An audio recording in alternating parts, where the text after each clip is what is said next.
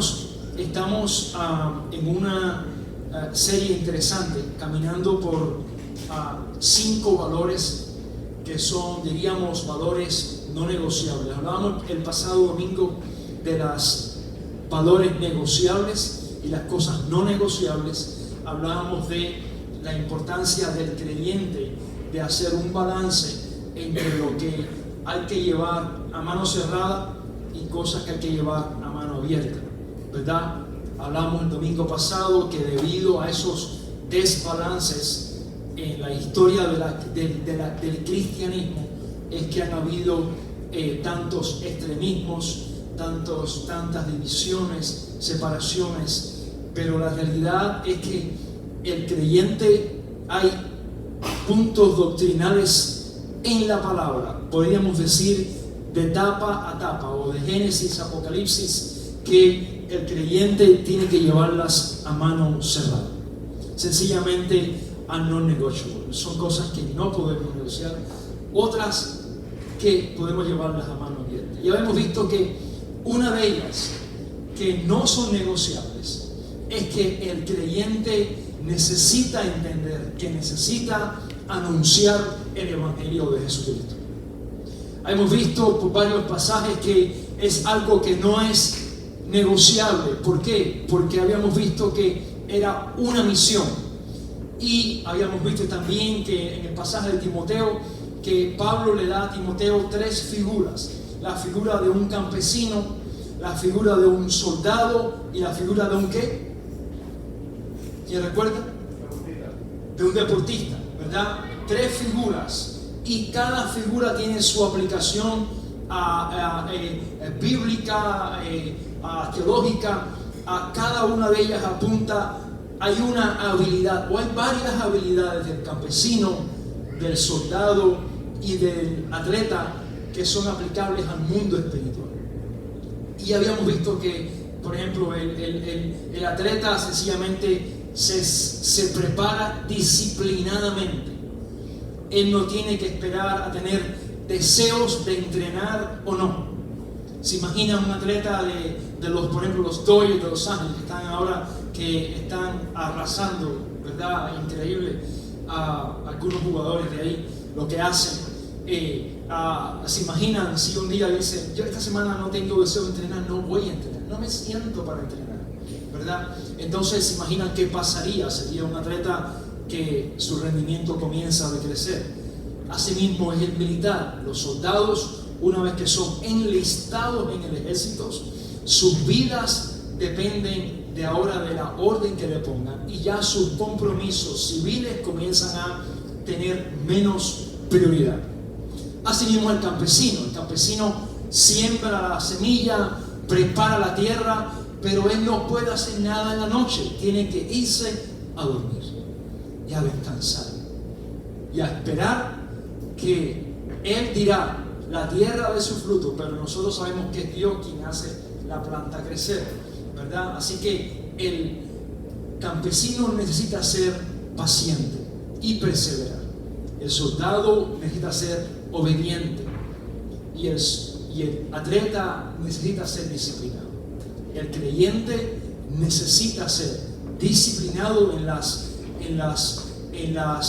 los principios espirituales. El creyente necesita ser obediente a Dios, y el creyente necesitamos también aprender a perseverar en las promesas de Dios. Somos muy rápidos a las cosas, somos muy prontos a los resultados rápidos, y más en una generación de resultados de tantas promesas, de que en 3 meses, oye, hablando del inglés, inglés sin barrera, en 2 meses ya tienes inglés, o en 5 meses eres enfermero. Oye, es increíble, esto está descontrolado. Saca tu licencia de camión en 1 mes.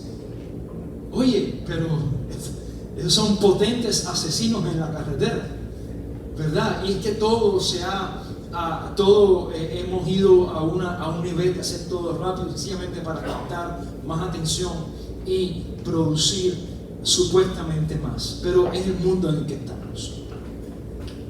Una antagonía al Evangelio, porque el Evangelio es fruto, es paciencia, es un día estás lleno de las promesas, pero tienes 2 días que fallas.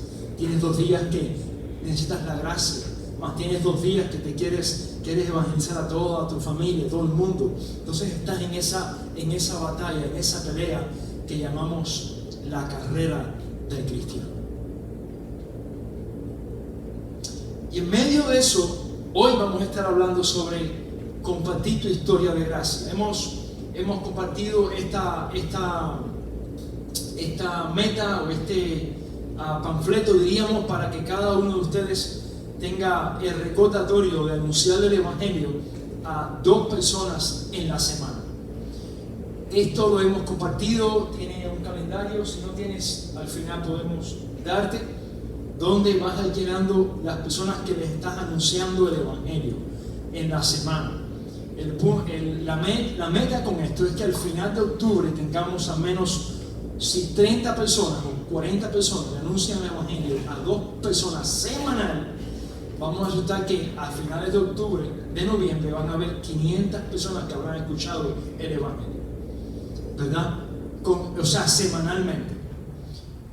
He conversado con algunos y me han dicho que ya le han predicado el Evangelio a su círculo más cercano, a los que trabajan con ellos. Yo sé, ese es el más fácil, ¿cierto o no? Ese es el más fácil, es con el que ustedes se rodean a diario. Y ellos o ya vieron que ustedes son cristianos, o ustedes están escondidos. Una de las dos. Y yo sé que es la primera, ya sé que ya ellos han visto que ustedes aman al Señor. Ahora, esta meta es para el segundo círculo. Es el círculo segundo que nos rodea, que no tenemos mucho acceso, ni usted tiene mucha confianza en anunciarles el Evangelio, y entonces queremos hacerle un pequeñito empujón, un empujón de gracia, para que usted rompa esa pena y le confíe en el Señor y comparta más el Evangelio con los que están fuera de su círculo más, diríamos, su comfort circle, su área de usted decir, ay, pero ¿qué dirá si le comparto el Evangelio? ¿Me van a rechazar? ¿O qué pensarán? Ellos también necesitan escuchar. Y les hablaba que muchas veces falta de fe. Porque si usted tuviera más fe en el Señor, sabría que usted nada más tiene que dar la palabra. Y Dios es quien la prospera en la persona. O no la prospera, pero al menos ya usted la dio. Entonces quería con eso identificar que muchas veces no es pena ni es que somos muy introvertidos. A veces es falta de fe escondida de introvertido, ¿verdad? O escondido detrás de... Pero a veces es falta de fe. Eso es en amor, porque a mí también me ha pasado. Amén. Así que estamos todos creciendo en esto.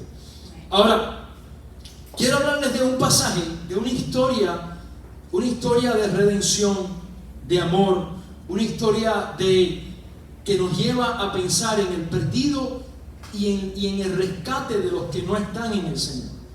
Y es la historia de un hombre que era un hombre pudiente en una sociedad donde la mitad de la sociedad eran esclavos. Y este hombre creía en el Señor, pero tenía esclavos bajo su orden. Él tenía la potestad de decir, alcánceme en aquello, alcánceme esto. Él tenía la potestad y las finanzas para comprar esclavos, vender esclavos, y aún así él confiaba en el Señor. Era un cristiano más. Sus esclavos no todos eran cristianos. Y la historia de Filemón, si pueden ir conmigo sus Biblias, Filemón capítulo 1, tiene un solo capítulo, y nos ponemos de pie esta tarde para leer juntos su palabra. Filemón vamos a leerlo del capítulo 1, del versículo 1 al versículo 23, ¿verdad? Vamos a leerlo y vamos a estarlo viendo en esta tarde. Su palabra dice: Pablo, prisionero de Jesucristo, y el hermano Timoteo, al amado Filemón, colaborador nuestro, a la amada hermana Apia y a Arquipo, nuestro compañero de milicia, y a la iglesia que está, ¿dónde? En su casa, ¿verdad? Gracia y paz a vosotros, de Dios nuestro Padre y del Señor Jesucristo. Doy gracias a mi Dios haciendo siempre memoria de ti en mis oraciones, porque oigo del amor y de la fe que tienes hacia el Señor Jesús y para con todos los santos. Y pido para que la participación de tu fe sea eficaz en el conocimiento de todo el bien que está en vosotros por Cristo Jesús. Pues tenemos gran gozo y consolación en tu amor, porque por ti, hermano, han sido confortados los corazones de los santos. Por eso, aunque tengo mucha libertad en Cristo para mandarte lo que conviene, prefiero rogarte, apelando a tu amor, siendo yo, Pablo, ya anciano y ahora además prisionero de Jesucristo, te ruego por mi hijo Onésimo, a quien engendré en mis prisiones, el cual en otro tiempo te fue inútil, pero ahora a ti y a mí nos es útil. Te lo envío de nuevo. Tú pues recíbelo como a mí mismo. Yo quisiera retenerlo conmigo para que en lugar tuyo me sirviera en mis prisiones por causa del Evangelio. Pero nada quise hacer sin tu consentimiento, para que tu favor no fuera forzado, sino voluntario. Quizás se apartó de ti por algún tiempo, para que lo recibas para siempre. No ya como esclavo, sino más que esclavo, como hermano amado, mayormente para mí, pero cuanto más para ti, tanto en la carne como en el Señor. Así que, si me tienes por compañero, recíbelo como a mí mismo. Y si en algo te dañó o te debe, ponlo a mi cuenta. Yo, Pablo, lo escribo de mi mano. Yo lo pagaré, por no decirte que aún tú mismo te me debes también. Sí, hermano, tenga yo algún provecho de ti en el Señor, conforta mi corazón en el Señor. Te he escrito confiando en tu obediencia, sabiendo que harás aún más de lo que te digo.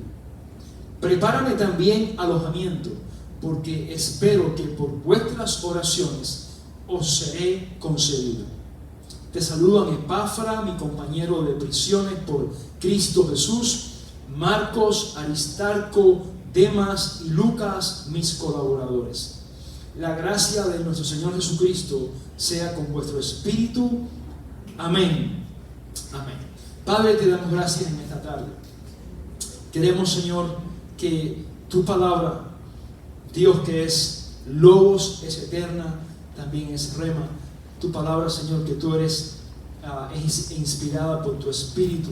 En esta tarde, Dios, nos abras nuestro entendimiento, Señor, y podamos ser edificados por medio de la exposición de ella, Señor, en el nombre de Jesús.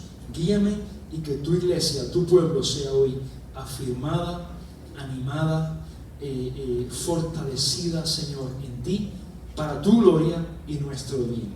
En Cristo Jesús. Amén. Hermanos, pueden sentarse. Después de la predicación vamos a dar unos certificados a los bautizados, ¿verdad?, que tenemos para darles. Así que después que predique vamos a darle unos certificados para usted que pueda obtenerlo de recordatorio. Con eso no le van a dar ningún cupón en ningún lugar, hermano, pero yo le prometo que usted lo va a guardar por años y va a serle de mucha bendición. Amén. Va a ser mejor que un cupón. Amén. Gloria a Dios. Hermanos, estamos leyendo un pasaje un libro que a veces no entramos a medir las profundidades de Filemón. Hicimos una serie hace poco sobre el libro el Evangelio de Juan. Hemos visto Romanos, hemos visto los Evangelios, pero en Filemón hay varios principios necesarios para la iglesia de hoy entender qué es el amor de Dios, qué es la redención, qué es el ponerse en los zapatos de los demás. Tuvimos hace poco una conferencia para matrimonios con el pastor Juan Carlos Ceballos, un hermano que fue misionero en Ecuador y también sirvió en varios lugares y que ha sido instrumental para tener aún la Biblia, la nueva versión internacional en español. Él es uno de los que ayudó en la traducción hace 40 años atrás ya. Alguien que ha estado y hoy ha sido, y lo tenemos como recurso para nuestra iglesia, momentos de consejo, ánimo. Y él compartía una experiencia interesante. Compartía que en una reunión de misioneros, estaban todos en una reunión, había misioneros de varios lugares, y el que estaba dirigiendo esta reunión le pidió a cada pastor, a cada misionero, que se quitara sus zapatos y se pusiera los zapatos del que estaba a su lado. Entonces a él le tocó ponerse los zapatos del que estaba a su lado ese día, y al ponérselos, sus zapatos estaban mojados. Y Juan Carlos le dice: pero hermano, sus zapatos están húmedos, ¿verdad? Esto me va a dar catarro aquí, me va a dar coriza. Tan húmedo. Dice: no, es que yo soy misionero en las Amazonas y mis zapatos están constantemente mojados. No, es inevitable, y ayer estuve, así que discúlpame por esto. Y un pastor se pone en los zapatos de otro pastor, ¿verdad? Y hablando de eso, estamos en el mes de la reforma, el mes de, ¿verdad?, de reconocer a aquellos que servimos al Señor. Y se pone los zapatos de él, y él pensaba que lo que estaba haciendo él, Juan Carlos, era algo óptimo, era algo ya, estaba atravesando los límites, todo. Y al ponerse los zapatos de un misionero que están húmedos, él decía: increíblemente, siempre hay alguien que está haciendo más que uno. Y esa historia él la narraba, y a mí me ha dejado todavía pensativo, reflexionando tantas veces en por qué a veces no pensamos más en ponernos los zapatos de los demás antes de pensar de que estamos haciendo muy bien las cosas, o antes de quizás juzgar o criticar a los demás. ¿Por qué no ponernos por un momento los zapatos de otros? Es posible que nos queden pesados, o es posible que no podamos soportarlos, o es posible que tengamos que quitárnoslos enseguida. Pablo se está poniendo en los zapatos de un esclavo. Onésimo. Pablo ya sabe que está puesto para pasar ya con el Señor. Está preso en Roma. Pablo ya ha plantado desde la prisión, le han dado privilegios para escribir las cartas, ¿verdad? Note que hay un dato interesante a los que les gusta la historia, a los que les gusta mirar cada letra, cada versículo de la palabra, no solamente ir rápido, sino que dice en el versículo 10, también dice tu Señor en Hebreos, dice: lo escribo de mi mano, dice en el versículo 18, dice: y si en algo te dañó o te debe, ponlo a mi cuenta. Yo, Pablo, lo escribo de mi mano, yo lo pagaré. En aquellos tiempos en Roma, el sello para tú decir la garantía de que ibas a pagarlo, ibas a sufragar un gasto que otro cometió, tenías que firmarlo con la mano, tenías que dar tú. No podías decir a alguien: oye, dale, fírmame eso ahí, o hazme este favor. Tenías que tú confirmar, testificar con tu mano que ibas a hacerlo. Y ven ese detalle que Pablo lo escribe de su mano. Y quizás dirá: bueno, ¿cuál es el detalle? El detalle es que Pablo supuestamente, de hecho Pablo no escribió Romanos. Al final del libro vemos que dice: yo, Tercio, que escribí la carta. Por tanto, Pablo no era el que escribía muchas de las cartas. Se supone, los historiadores dicen que el aguijón de Pablo era en la vista. ¿Saben ustedes el aguijón que dice él, verdad? Un aguijón me fue dado ¿dónde? En mi cuerpo, ¿verdad? Y le he pedido al Señor, ¿qué cosa? Que me lo quite. Le he pedido, estoy peleando, I am fighting con Dios, así como Jacob, ¿verdad? Jacob peleó, ¿verdad? Pero no voy a ir en ese tema. Y Pablo peleó, y Dios le dijo: no. ¿Qué le dijo? Bástate mi gracia. Te estoy dando una medicina mejor, Pablo. No es curarte, no es sanarte, es que la que te estoy dando es mucho mejor. Bástate mi gracia. ¿Y qué dice después? Porque mi poder se perfecciona ¿en qué? En tu debilidad. Por tanto, Pablo tenía un aguijón. Se supone que algunos piensan que sea la visión, porque no podía escribir. Entonces, sacando 2 más 2, 4, bueno, maybe. Pero lo que está Pablo diciendo es que él escribió esta carta. Él tenía tanto amor por Onésimo que él le pide a Filemón un favor y le deja que, entre comillas, aunque tú mismo te me debes a mí, ¿cierto? Diciendo, te estoy pidiendo un favor porque mi amor por este hijo es tan grande que te estoy suplicando. La palabra que usa es suplicar, recíbelo, ¿verdad? Ahora, un poquitico de historia sobre Filemón, ya que en toda la palabra siempre hay historia y la historia es importante para no deducir, ni imaginar, ni ir a especulaciones. Filemón vivía en la ciudad de Colosas. Esta ciudad estaba ubicada en Frigia, que es una sección de Anatolia, lo cual es Turquía hoy. En esta ciudad donde estaban ellos, hoy no hay nada, hay ruinas solamente. Hoy es ruinas puramente en esta ciudad, en Colosas. Sin embargo, en los días que Pablo estaba, esta era una gran ciudad en aquellos tiempos. La historia de esta epístola ocurre en el trasfondo de los oscuros antecedentes de la esclavitud. Dice que en aquel momento Pablo estaba en Éfeso ya por 2 años enseñando, y había aproximadamente 60 millones de esclavos en el Imperio Romano, en una ciudad donde habían 120 millones de habitantes. Saquen ustedes las matemáticas: 120 millones de habitantes, 60 millones de esclavos. Un 50% de la población era esclavitud. ¿Se imaginan ustedes eso? Un 60% era puramente esclavitud. O sea, los niveles jerárquicos estaban ahí bien claros y bien marcados. No había duda de quién era el rico, el de media clase o el pobre.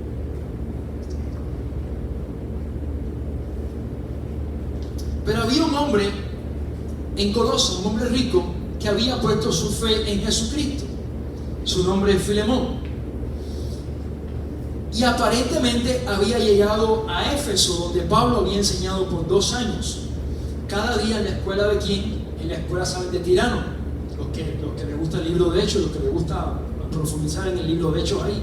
La escuela de Tirano era una escuela donde muchos iban a enseñar. Y Pablo por 2 años fue y enseñaba, y logró captar la atención de muchos hambrientos de sabiduría, porque cuando aquella había mucha hambre de conocer y lo nuevo. Así que Filemón fue uno de los que se convirtió en ese tiempo en la escuela de Tirano bajo Pablo. Pero Filemón era un hombre apoderado, tenía posesiones, tenía finanzas, era un hombre rico, diríamos hasta millonario según en este nivel, en este mundo de hoy. Y tenía uno de ellos, de sus esclavos, se llamaba Onésimo. Ahora Onésimo un día decide escapar y se volvió ¿un qué? Un fugitivo. Diríamos en mi país, no sé en su país, pero en Cuba le diríamos un cimarrón. No sé cómo sería en su país los esclavos que se escapaban de sus amos. ¿Cómo era? A ver cómo era para aprender un poco. Quizás cómo era en México. No sé si había, o en Dominicana. No sé. Un esclavo. Tenía nombre. ¿Ah?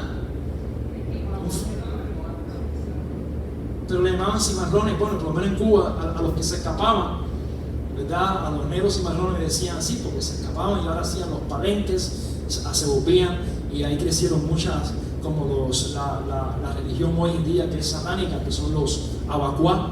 Nació en ese mundo de los esclavos, ¿verdad? Una firma, una lealtad y todas esas cosas, ¿verdad? Así que, pero si los agarraban les podía costar la vida. Estos esclavos les podía costar su vida el que fueran agarrados, que fueran atrapados. Onésimo estaba en categoría de ser un esclavo fugitivo. Así que vamos a la palabra. Así que bajo este contexto que les acabo de dar, van a entender un poco más lo que está pasando. Dice en el versículo 4: Doy gracias a mi Dios, haciendo siempre memoria de ti en mis oraciones. Pablo oraba por Filemón. Y Pablo, antes de pedir cualquier cosa, quiso siempre honrar a la persona que quería. Eso es un principio de liderazgo, ¿verdad? La humildad. Nos hace falta crecer en humildad. Dice, porque oigo del amor y de la fe que tienes hacia el Señor Jesús y para con todos los santos. Un día quisiera hablar un poco más sobre la importancia que el Nuevo Testamento y toda la Biblia da a los santos, a la iglesia del Señor. Debido a la Biblia de estudio de Scofield y su teoría de dispensacionalismo a América Latina, la única Biblia que llegó en los años 80 y pico y en los 90 y pico fue la Biblia de estudio de Scofield, la cual enseñaba sobre el dispensacionalismo, separaba a Dios básicamente del Antiguo al Nuevo Testamento, enseñando que Dios operaba diferente en cada momento, de tal forma que hoy en día hay muchos que aman más la estrella de David que la cruz, aman más a Israel que a la iglesia local, o aman más la ley que a Cristo. Eso es algo interesante, pero que no, usted puede ver, hermanos, que Cristo es el camino, la verdad y la vida. Tanto judíos como gentiles necesitan venir por medio de Él. No hay otra opción al Padre, solamente Cristo el Señor. Y Él lo ha dejado. Efesios 2 dice que Él hizo de ambas naciones, hizo una nueva humanidad. Lo veíamos el pasado domingo, ¿cierto o no? Una nueva humanidad, que fue la iglesia, para que ahora tanto judíos, ¿verdad?, que mataron al Señor, como gentiles, que son los herejes que no han creído en el Señor, ambos tengamos acceso al mismo cielo, a la misma patria celestial por medio de Jesucristo. Amén. Y entonces crear una nueva creación, que ¿qué cosa es?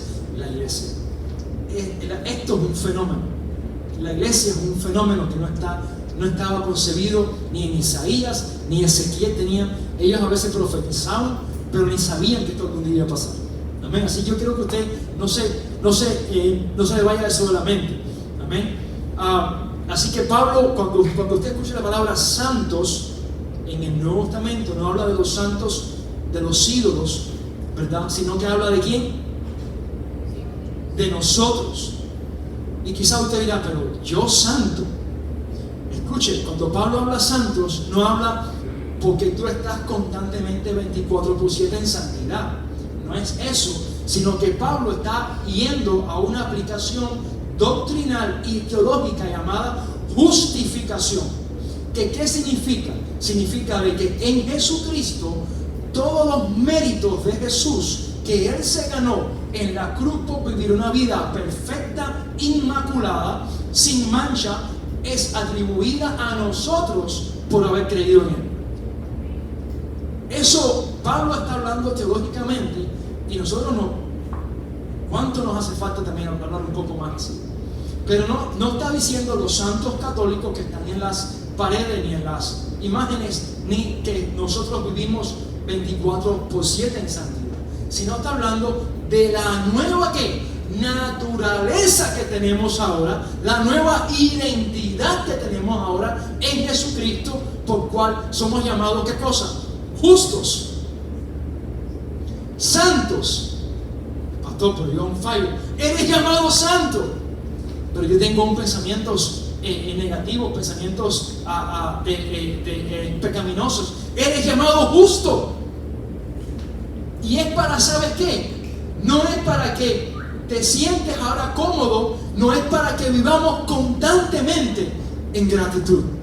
Y para que sepamos que aunque hagamos todas las obras que hagamos para el Señor, todas las veces, fuimos el pasado domingo al bautismo, yo decía, wow, primer domingo que vengo a la playa en 9 años que llevo en este país, porque siempre en el pastorado nunca hay un domingo en la playa, menos el domingo pasado, ¿verdad? Pero hermano, no hay nada que hagas para el Señor que pueda retribuir la majestad de la gracia de que Dios nos llame ahora hijos santos, justos, sin tú y yo haber disparado, como diríamos en Cuba, ni un chicha. No hicimos nada. Entonces somos llamados a todo esto. Así que note en una palabrita hacia el Señor Jesús y para con todos los santos, todo el embalaje de cosas que hay detrás de esa frase nada más, ¿verdad?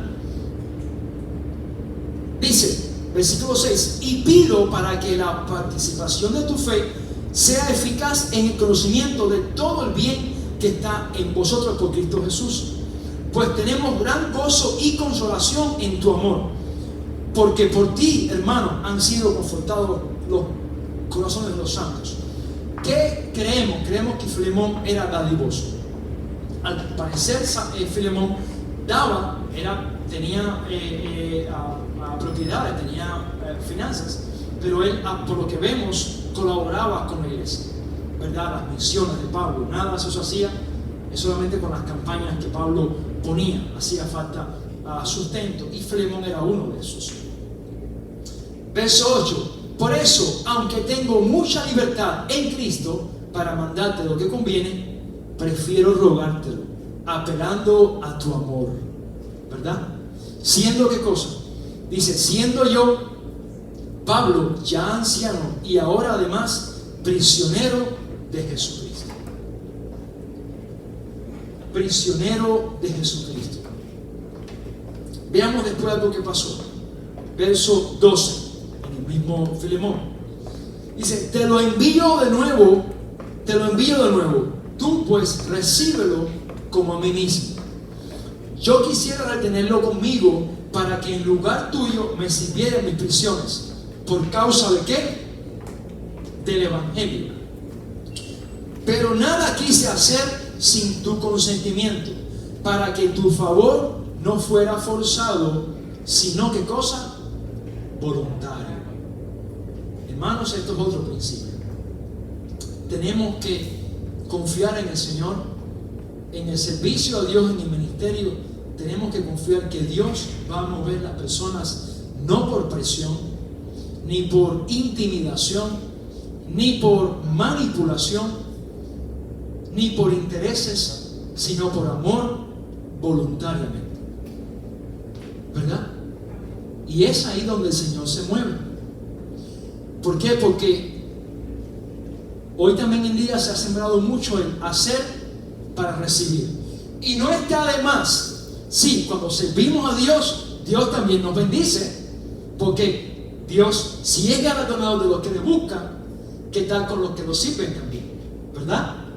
Pero el énfasis no está en hacer para recibir. El énfasis está en servir, porque es lo mínimo que puedo hacer. Es lo mínimo que puedo hacer a un Dios tan grande, a una salvación tan incalculable por nuestras vidas. Y Pablo está usando el amor y la compasión con Filemón. Note todo lo que pide Pablo. Y me impacta el interés y el amor de Pablo por una persona. Un hombre. Una persona. Pablo está creando todo este escenario, está separando tiempo, está pensando, escribiendo de su mano, quizás con trabajo, por un hombre, uno solo. Pero tú y yo estamos en la sociedad, en la etapa de las cantidades. Comienzas con un nuevo ministerio. ¿Cuántos tienes en el ministerio? ¿Quién te dijo que esto es acerca de cantidad? ¿Verdad? Y según lo que tengas, según lo que vales. Bueno, aquí estamos el hombre más famoso del Nuevo Testamento después de Jesús, el apóstol Pablo. El hombre que Dios le dio el gozo y privilegio de subir al tercer cielo. Dice, palabras que el hombre no puede entender me fueron dadas. Él ni hace énfasis en eso, porque ¿para qué no nos va a decir si a nosotros nos cuesta entender a veces? Juan 3:16. ¿Para qué Pablo nos va a decir todas las personas que forman el misticismo? No, lo que él dijo fue, no, si es que lo sencillo, lo que está escrito, nos da trabajo entenderlo a veces. Entonces, Pablo, el apóstol Pablo, está separando tiempo, energía, pasando trabajo escribiendo para interceder por un hombre, un esclavo que quiere regresar. Note, un esclavo dentro de 60 millones de esclavos. Y quiero aquí hacer un énfasis en la importancia en los detalles y en la importancia del uno. Una persona, hermanos, que usted comience a orar por él o por ella, usted quizás no sabe, no calcula lo que en la vida de esa persona puede hacer, lo que Dios puede hacer a través de esa persona, porque es uno. Es uno, y quizás no es un esclavo, pero quizás tiene algún problema, no sé, sea físico, o sea algún problema mental, o sea quizás no es esclavitud su problema, ni que es un fugitivo, pero quizás es un exadicto, o quizás estuvo en un proceso de rehabilitación, y quizás lo que Onésimo, la esclavitud de Onésimo es esto de él, y uno enseguida quiere poner filtros y poner enseguida tropiezos para no pensar ni imaginarse lo que Dios puede hacer en la vida de una persona singular, regular como tú y yo. Y Pablo está con esa visión, la visión de el uno solo.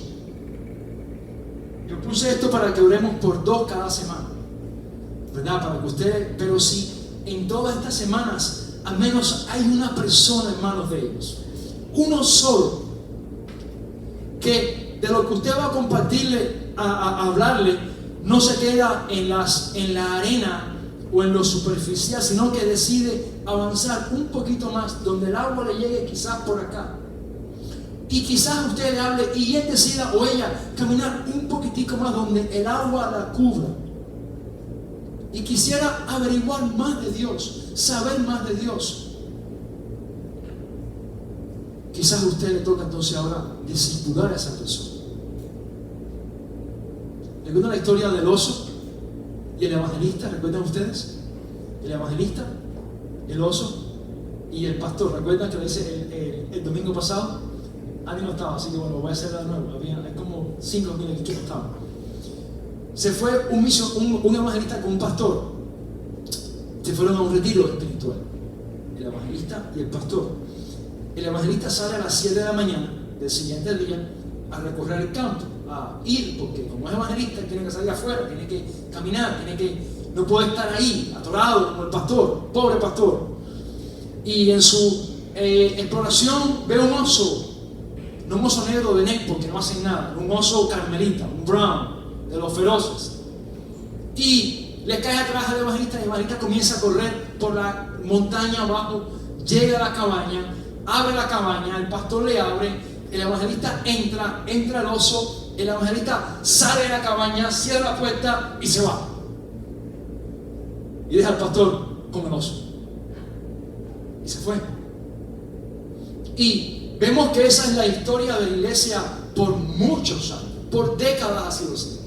El evangelista sale, rescata vidas, se la suelta al pastor. El pastor tiene ahora que fajarse con el oso, aliviar al oso, ver si el oso lo come él o si él se come el oso, ¿verdad? Y entonces comenzar un periodo de adiestramiento o de devoración carnívora, ¿verdad? Mientras el evangelista sigue recorriendo el mundo, caminando, ¿verdad? Pero les hablaba esto para decirles que ¿qué tal si toda la iglesia es evangelista? ¿Qué tal si cambiamos la metodología y dejamos de pensar que el evangelista es una gente que habla muy bien, que tiene muchos dones, que tiene mucho carisma, que es un pico de oro, y comenzamos a pensar en la idea de que cada uno de ustedes es un evangelista?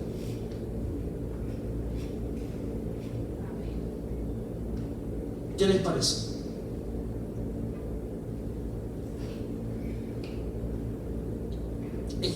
Queremos renovar muchas cosas y reformar muchas cosas.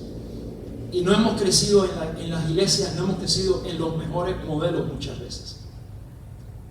nosotros somos los mejores evangelistas. ¿Sabes por qué? Porque tú estás a diario comunicándote, bregando, una palabra boricua, bregando, ¿verdad? Estás bregando constantemente con personas que necesitan ver el evangelio, escuchar, palpar el evangelio, y el instrumento vas a ser tú. Tú eres el instrumento para que Dios le hable a otras personas, ¿verdad? Y hablamos de que en ti está el Espíritu Santo para darte palabra, para mostrar el amor de Dios.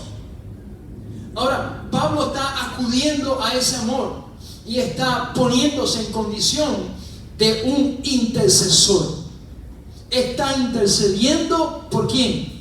Por Onésimo, para que cuando regrese a casa del rico Filemón, porque claro, Filemón era cristiano, pero vamos, que también tenía una carne, ¿verdad? Y también tenía el rencor, y también Pablo entendía, Pablo lo está diciendo, tú amas al Señor, tú tienes que perdonarlo. Hermano, eso se llama chantaje cristiano. A nosotros nos pasa muchas veces. Note la compasión de Pablo. Él no está diciendo, tú sabes lo que debes hacer, esto es punto A, punto B, punto C. No hay nada más que hablar, recíbelo o tú estás mal. Así somos muchas veces, le caemos a bibliazos a las personas. Queremos ser más justos que Dios. Seamos más compasivos y vas a ver cómo Dios se va a mover mucho más. Seamos más compasivos. Fíjate que Pablo pone entre comillas, yo podría presionarte, Filemón, y no lo estoy haciendo. ¿Cierto o no? Lo leyeron ustedes en su Biblia, ¿verdad? Usted está leyendo otra Biblia, ¿verdad? Dice, yo puedo presionarte, pero le está diciendo, yo apelo, te ruego que lo recibas. Eso es otro principio que podemos aprender de esta carta. A no presionar a las personas. Ser más compasivos. Y Dios eso lo va a usar, ¿verdad? Y lo hace razonar. Verso 15, vaya conmigo. Quizás se apartó, ya con esto estaba bajando, ya Filemón al leer la carta dice, yo no esperaba que Onésimo estuviera con Pablo. Piensa usted por un momento en el contexto. Filemón no sabe nada de Pablo hace un tiempo. Él sabe quién es Pablo. Él se convirtió con Pablo en Éfeso, ¿verdad? Hace un tiempo atrás. Él sabe quién es Pablo. Pero él jamás pensaba que Onésimo iba a terminar en manos del apóstol Pablo.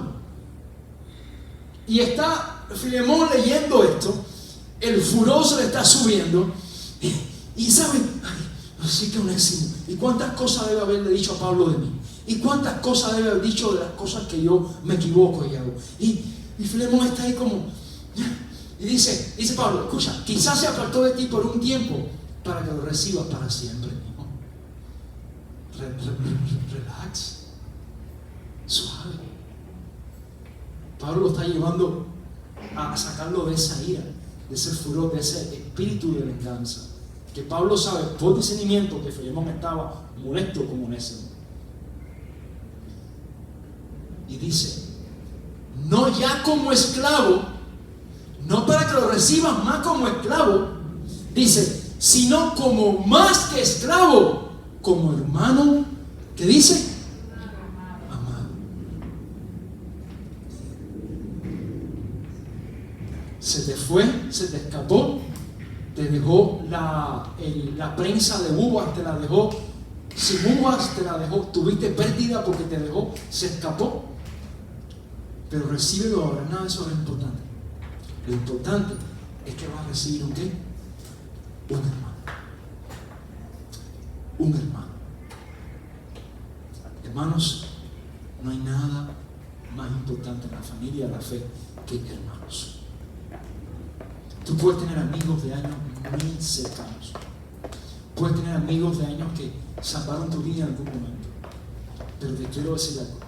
La familia de Dios, imperfecta como es, sí, perfecta, la familia de Dios es tu principal familia.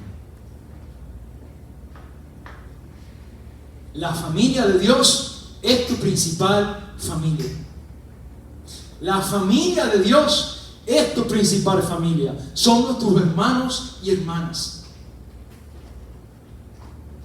Y Pablo está diciendo ahora, cambia de parecer, cambia tu pensamiento. Él no es más el esclavo que se fugó, ahora es el hermano que está regresando. Gloria a Dios. Así que recíbelo con un nuevo espíritu. Deja el rencor, deja el furor, deja la ira, ponlo a un lado y recibe en amor a Onésimo, tu nuevo hermano. Qué tremendo es el evangelio. Cómo cambia los paradigmas humanos, cómo cambia las posturas humanas por las del cielo. Porque las del cielo van a vencer los paradigmas humanos y las posturas humanas.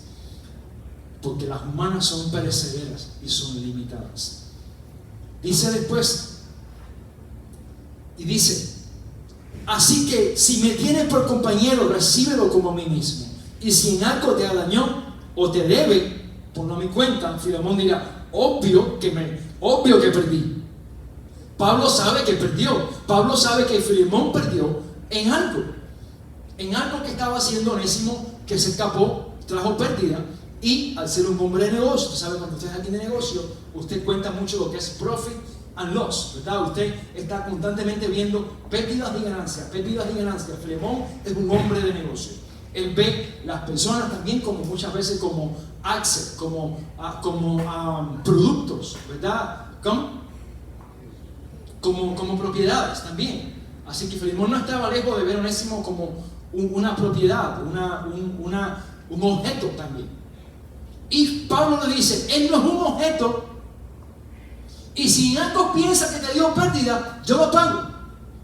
Tú estás preso, Pablo. Te llevas años sin trabajar. ¿Dónde vas a pagarlo? Bueno, quizás tenía, claro, hermanos donadores que le daban para el ministerio. Pero Pablo está apelando, Pablo está quemando, hermanos, como tú y yo diríamos, todos los botes. Está quemando todos los botes. De nuevo voy, por un hombre, por uno solo. Me preguntan esta tarde, que no la traje escrita, quisiera haberla escrita: ¿qué sacrificio estamos tú y yo haciendo por al menos salvar a una persona? ¿Qué botes estamos quemando? ¿O qué sacrificios estamos haciendo al menos por salvar una persona? Te quiero desafiar intencionalmente. Sí, quiero que te sientas desafiado y animado. No quiero que te sientas mal, sino que te sientas desafiado. No condenado, sino desafiado. No avergonzado, sino exhortado. ¿Qué estamos haciendo para al menos una persona? No perder con ella comunicación. No perder con él comunicación. Una persona, digo, del mundo, no cristiana, alguien del mundo, alguien que se haya apartado. Y que tú digas: yo quiero estar aquí para esta persona. Yo no quiero rechazarla, ni quiero olvidarme de él ni de ella, a menos que te rechace a ti, claro. Si te rechaza, ya tú no tienes otra opción. Pero si alguien del mundo te está dando una entrada a su vida, te está dando un acceso a su vida, yo quiero decirte en esta tarde que eso es una señal de Dios para su vida. No lo rechaces ni la rechaces. Porque es posible que sea la última carta, la última Biblia que él o ella lean en sus vidas. Te lo quiero decir en esta tarde. No seamos como los creyentes que se aislaban a los castillos en el tiempo, ¿verdad?, de la Santa Inquisición. Se separaban para separarse del mundo. Supuestamente nos hace falta estar en el mundo, con la gente del mundo, pero sabiendo que no somos del mundo, aleluya. Sabiendo que aunque estamos ahí, no pertenecemos ahí. Sabiendo que aunque nos rodeamos, bromamos, hay una línea que nos limita, pero no hacer énfasis en la línea, sino en el amor de Dios. Porque ¿cómo conocerán si todos los que están alrededor de ellos son mundanos? Es imposible. No puede ser. La iglesia necesita estar en la gente del mundo. metida ahí. Ahora, Ezequiel dice, no te conviertas tú a ellos, sino que se conviertan ellos a ti. ¿Verdad? Pero no te dice, sepárate, porque Juan 17, la oración del Señor Jesús, Él dice, Señor, guárdalos porque están en el mundo. ¿Verdad? Yo los he enviado al mundo. Dice, ¿como qué? Como ovejas en medio de qué? De lobos. Como ovejas en medio de lobos. Así es como Dios nos ve, como ovejas en medio de lobos. Esto no es una serie, ¿no? Esto no es AI, no es ficción. Somos ovejas en medio de lobos. El mundo son lobos, ¿verdad? Porque tienen al príncipe de este mundo en sus corazones, en sus raciocinios. Su filosofía es mundana, por tanto, su filosofía, el foundation es del mundo, el fundamento del lobo, de las cosas que son anticristo, anti la palabra. Pero eso no los puede llevar a decir, yo quiero estar separado de ellos, ni hablar con ellos. Hermano, usted tiene su trabajo y usted bendiga a los que trabajan con usted. Díganle buenos días, Dios les bendiga. Sea un factor de cambio. Cambie el escenario, cambie el ambiente. Es imposible que después quieran aprender de Dios y usted haya sido totalmente una cara mustia y amargada en su trabajo. ¿Quién quiere venir a la iglesia así? ¡Nadie! ¿Quién quiere ir a la iglesia donde usted está con la cara amargada y usted no habla del Señor? O usted, no, nadie. ¿Qué iglesia? Aunque le digas todas las 5 solas, aunque le digas todos los puntos de la reforma, oye, dice, ok, pero tu cara no muestra que en tu corazón hay alegría. Y Proverbios 21 dice que el corazón alegre hermosea el rostro. Entonces, hablemos del amor del Señor y cambiemos el escenario con el amor de Dios y con su palabra. Y veamos cómo Pablo, hermanos, quiere luchar todo por una persona. Cierra la carta, verso 21. Dice, te he escrito, léalo conmigo en su Biblia. Verso 21. Te he escrito confiando en tu obediencia, sabiendo que harás aún más de lo que te digo. Prepárame también alojamiento, porque espero que por vuestras oraciones os seré, ¿qué cosa? Concedido. Al final nunca fue concedido, ¿verdad? No llegó Pablo a ir a verlo, ya de donde estaba fue directo a ser ejecutado por causa del Señor. Pero note cómo Pablo está creyendo que por las oraciones de ellos Pablo va a poderlos ver. Hermanos, que el Señor Jesús nos ayude a tomar seriamente la vida de una persona y a quemar todos los botes que podamos por salvar, o a menos que el Señor lo salve, pero tú y yo ser un factor de cambio en el Evangelio por al menos una persona. Y quiero que traigas a tu mente ahora esa persona y vamos a orar por ella o por él en esta hora. Ponte bien en esta hora.